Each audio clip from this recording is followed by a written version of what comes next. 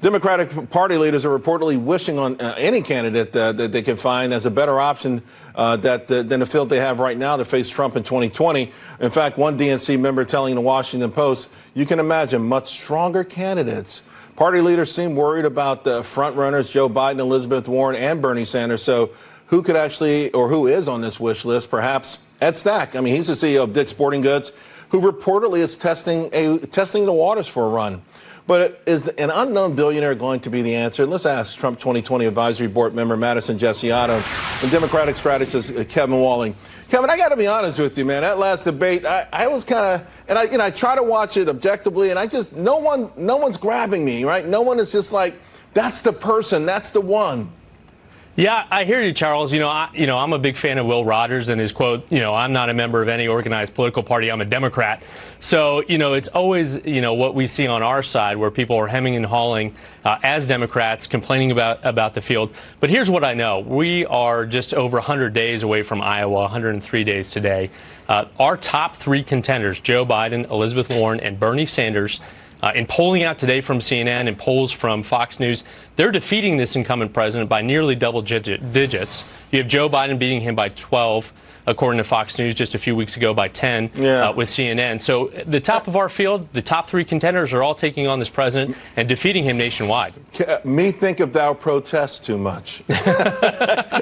Madison, Trump goes in, he fills an arena with 50,000 people. Joe Biden's on a platform with 6 or 7 folks, 3 of them there just to make sure he doesn't, say the wrong thing. So, I just don't see the enthusiasm. Forget the polls. There's just not the enthusiasm. That's why every day you're hearing someone new. Now it's the CEO of Dick's. Michael Bloomberg is out there. A whole lot of other folks sort of circling around saying maybe I should jump in this thing.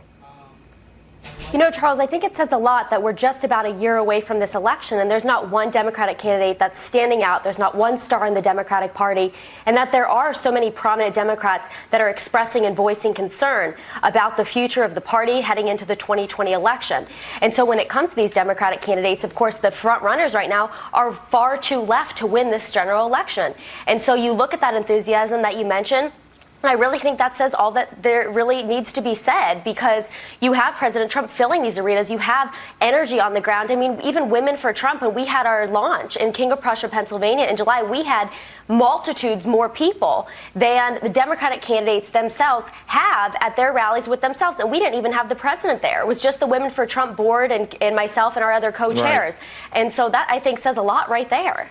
Kevin, I will say it does look like, though, the Democrats are pushing back against the far left. We're seeing it more and more. And I think it's helping at this time. Mayor Pete, more maybe than any other candidate. And, he's starting to rise in those polls that you like and reference. But the fight for the heart and soul of the Democratic Party between far left and extraordinarily far left feels like it's coming back toward the middle.